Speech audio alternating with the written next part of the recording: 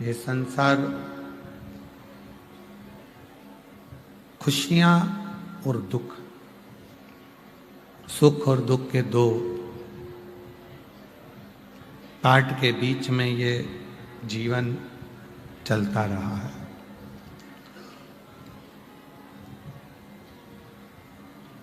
किसी को सुख का घाट मिल जाता है कि तो किसी को दुख का घाट मिल जाता है।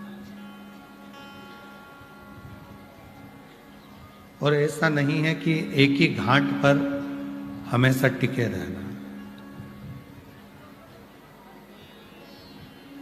जो सुख के घाट पर है एक दिन नौका पलट कर दुख के घाट पर जाती है, और जो दुख के घाट पर है तो एक दिन नौका पलट कर सुख के घाट पर जाती है। इन तीनों दोनों के बीच में जो धार में आप और हम चल रहे हैं, बह रहे हैं, यही हमारा और आपका जीवन है। इसी को जिंदगी कही गई, इसको जीवन कहा गया। कोई दुनिया में ऐसा पैदा नहीं हुआ कि आपके दुख को काट दे।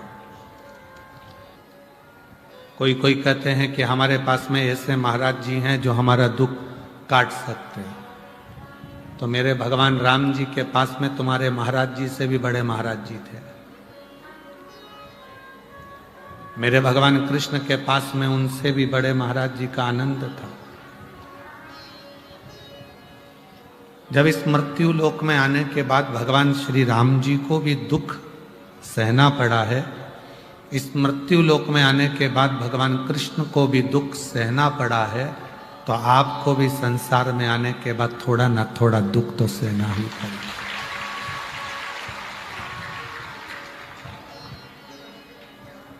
दुख काटने की सामर्थ्यता केवल एक में है, और वो है तुम्हारा भजन, तुम्हारा मंत्र जाप, तुम्हारा स्मरण, तुम्हारा एक लोटा जल जो भगवान को समर्पित कर रहे हो, वो तुम्हारे दुख को काट सकता है। इसके सिवाय किसी की सामर्थ्यता नहीं है कि कोई किसी के दुख को काट दे। आप और हम अपना दुख को खुद मिटा सकते हैं। तुलसी बाबा जी ने कहा कि कलियुग केवल नाम आधार। कलिकाल में नाम जप करिए, भगवान को भजिए, स्मरण करिए। एक लोटा जल जैसे राम जी ने भगवान शिव जी को समर्पित करा, जैसे भगवान कृष्ण ने भगवान शंकर जी को समर्पित करा, ऐसा ही एक लोटा जल तुम भी चढ़ाते हो।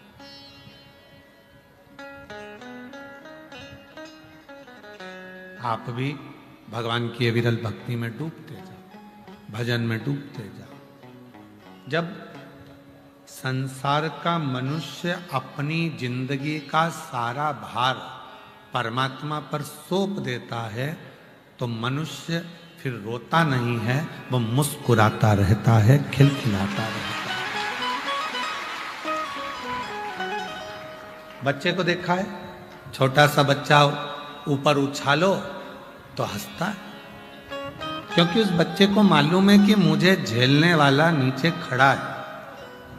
उस बच्चे को मालूम है कि मैं ऊपर जाऊंगा तो मुझे कोई उठाने वाला, मुझे झेलने वाला अपनी गोदी में झेल लेगा, उसको मालूम है।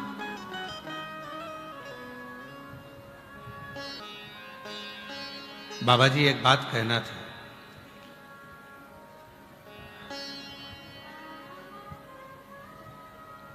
हरिद्वार कुंभ पड़ता है, उज्जैनी कुंभ पड़ता है, नासिक कुंभ पड़ता है, उत्तर प्रदेश के इस प्रयागराज की भूमि पर कुंभ पड़ता है। सारे जितने प्रदेशों में कुंभ पड़ता है वो 12 साल में एक बार पड़ता है, पर यहाँ कुंभ जैसा नजारा प्रयागराज की भूमि पर हर साल पड़ता है। कोई कह दे कि नहीं साहब ऐसा, नहीं साहब वैसा, तो हम तो कहेंगे कि दुनिया के जगह पर भले कुंभ का नजारा होता हो, पर माघ मेले का नजारा भी किसी कुंभ से कम नहीं होता है। कोई तुमसे कह दे कि मेरे पास आकर बैठ जाना, मैं तुम्हारा कष्ट मिटा दूंगा, व्यर्थ की बात।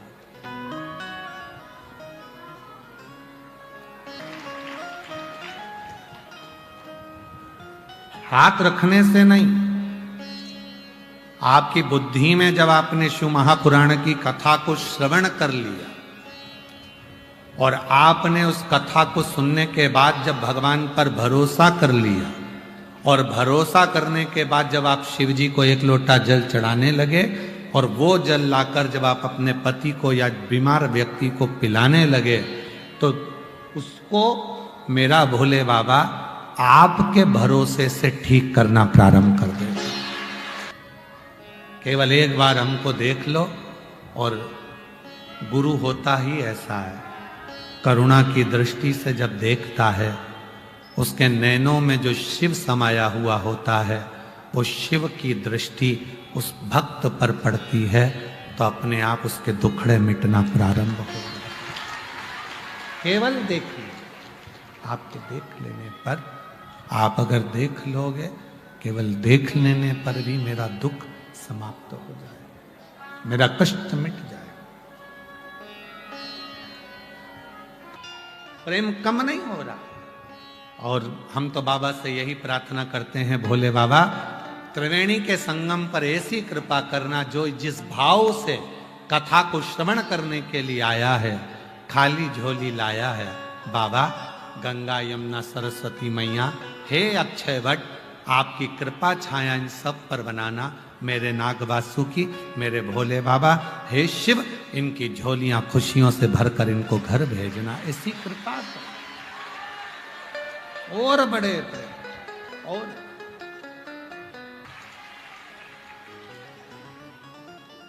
अच्छा, एक बात बताओ, सब सावधानी से, रिटर्न बड़ा बेटा, एक बात बताओ,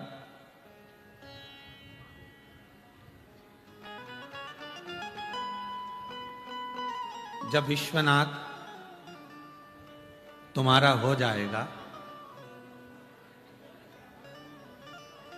तो विश्व का ऐसा कोई सुख है जो तुमसे वंचित रह जाएगा?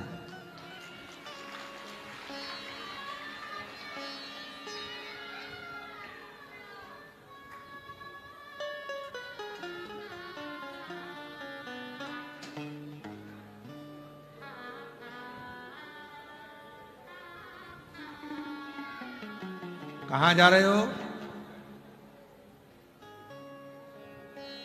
क्यों भैया, कहां जा रहे हो? कहा काशी जा रहे हो। क्यों जा रहे हो? विश्वनाथ जी का दर्शन करने के लिए। विश्वनाथ जी का दर्शन? हाँ, काशी और विश्वनाथ जी कहां? क्यों भैया, कहां जा रहे हो? उज्जैनी जा रहे हैं। क्यों जा रहे हो? महाकाल बाबा का दर्शन करने के लिए जा रहे हैं। महाकाल बाबा का दर्शन? हाँ। अब विश्वनाथ जी चले, कॉरिडोर देखा, और कॉरिडोर को जब देखा तो उस कॉरिडोर को देखकर मन कॉरिडोर में लगा, मन कॉरिडोर में लगा। विश्वनाथ जी के पास में जाना था, मन पूरे कॉरिडोर में लग गया और विश्वनाथ जी के पास जाकर मन को लगा नहीं पाया। उज्जैनी गया। कहाँ गए थे?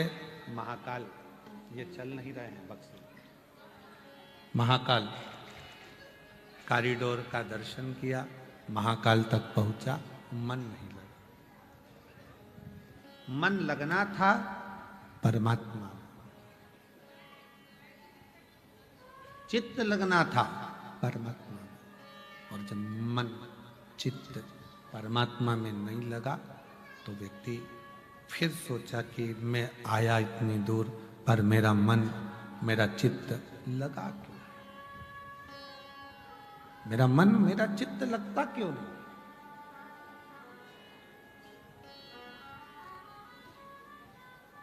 आपका समर्पण शिव के प्रति कितना है? कितना है?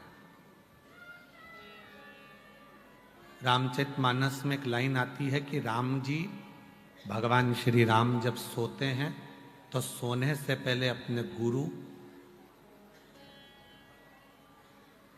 माता पिता और महादेव का स्मरण कर कर सोते हैं। लक्ष्मण जी ने पूछा भगवान श्री राम जी से,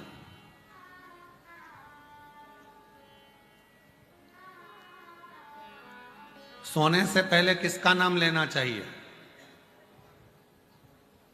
तो कहा देवादिदेव महादेव का।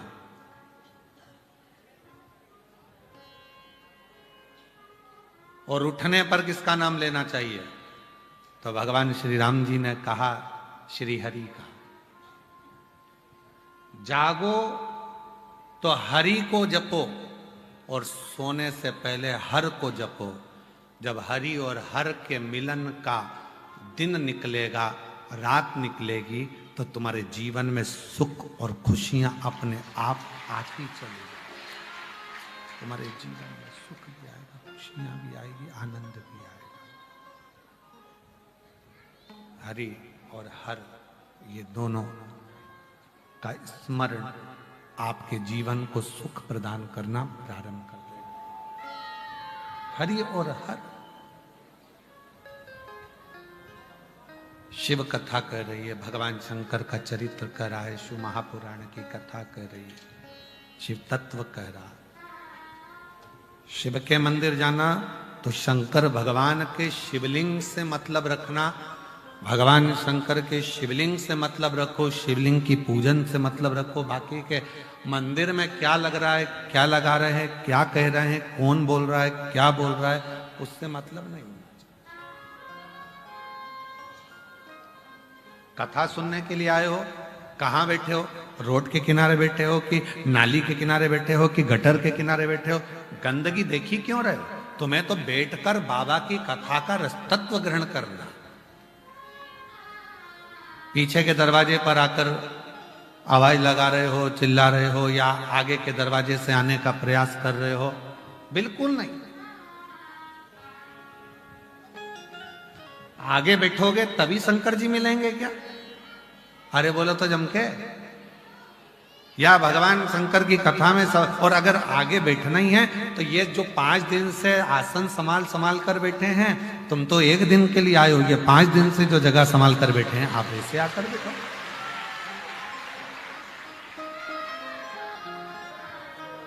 और कितनी बड़ी बात सतुआ बाबा जी ने कही, और एक को नहीं कही, सतुआ बाबा जी ने सबको कही। माइक पकड़ कर बोले सतुआ बाबा जी कि ये कथा जो श्रोता भाई बहन जो प्रयागराज की धरा पर आए हैं, पोटला बांध बांध कर अपने सिर पर ले लेकर आए हैं, ये कथा उन भक्तों के लिए है, वीआईपी के लिए नहीं। यहां यही वीआईपी। सतुआ बाबा जी माइक पर 3 बार 4 बार आज भी बोले कि ये कथा सबकी है, आप इसको अव्यवस्था ना करें, धक्का ना दें, दरवाजे पर भीड़ ना करें, तुम्हें जहां जगह मिले वहां बैठो। और बाबा जी ने कितनी सुंदर बात सतुआ बाबा जी बोले कि ये वो धरा है, प्रयागराज की भूमि वो भूमि है, ये तो त्रिवेणी का घाट है, जहां बैठोगे वहीं पंडाल है, जहां बैठोगे वहीं कथा है, जहां बैठोगे वहीं आनंद है।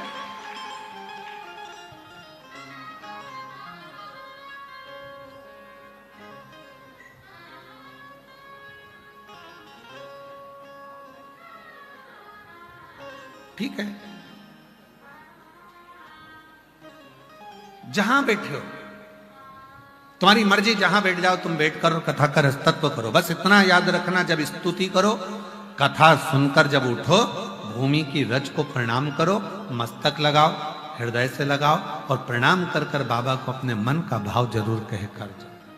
इतना जरूर करना। जहां बैठो, जहां बैठकर सुन रहे हो, किसी भी पंडाल में बैठे हो, कहीं टीवी के सामने सुन रहे हो, एलईडी के सामने सुन रहे हो, तुम्हारी मर्जी पड़े, जहां माइक की आवाज आ रही है वहां बैठकर सुन रहे हो, दिल से उस परमात्मा को जो कहोगे वो सुनेगा। वो जंगल में सुनता है, वो पहाड़ पर सुनता है, वो वायु में सुनता है, वो जल में सुनता है, वो थल में सुनता है, आकाश में सुनता है, वनस्पति की सुनता है। ऐसा कौन है जिसकी वो ना सुनता?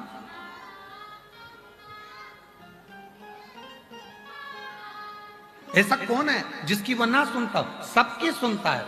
तो क्यों ना सुनेगा वो, क्यों ना सुनेगा? ले आपकी कृपा से सब काम। जिस दिन तुम शिव के दास बन गए, आज प्रयागराज की भूमि से याद रख लेना, जिस दिन तुम शिव के दास बन गए उस दिन तुम हर परीक्षा में पास हो गए।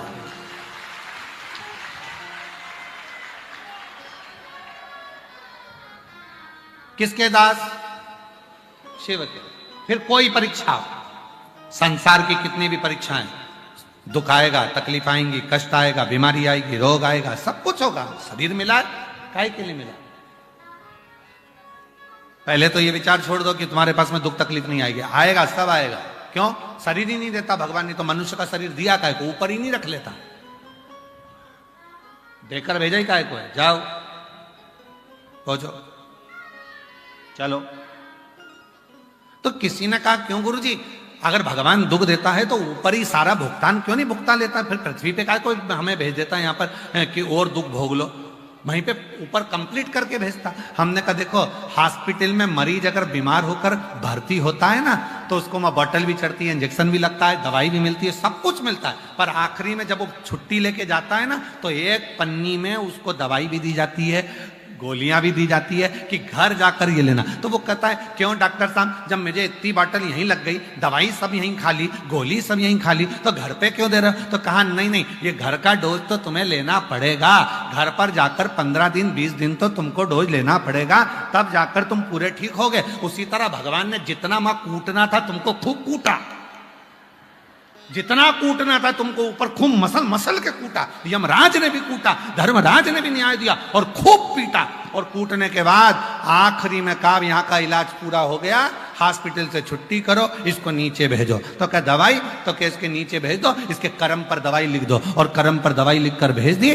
जैसा तुमने कर्म करा था उसके अनुसार थोड़ी बहुत दवाइयां तुम्हारे सबके अपने सबके जीवन में लिखी है। किसी को कोई दुख मिलेगा, किसी को कोई दुख मिलेगा। रोना मती, सोच लेना हॉस्पिटल से छुट्टी करी थी तो दवाई तो खाना पड़ेगी, थोड़ा बहुत तो भोगना पड़ेगा ही। संसार में आयो, थोड़ा बहुत तो निकालना पड़ेगा।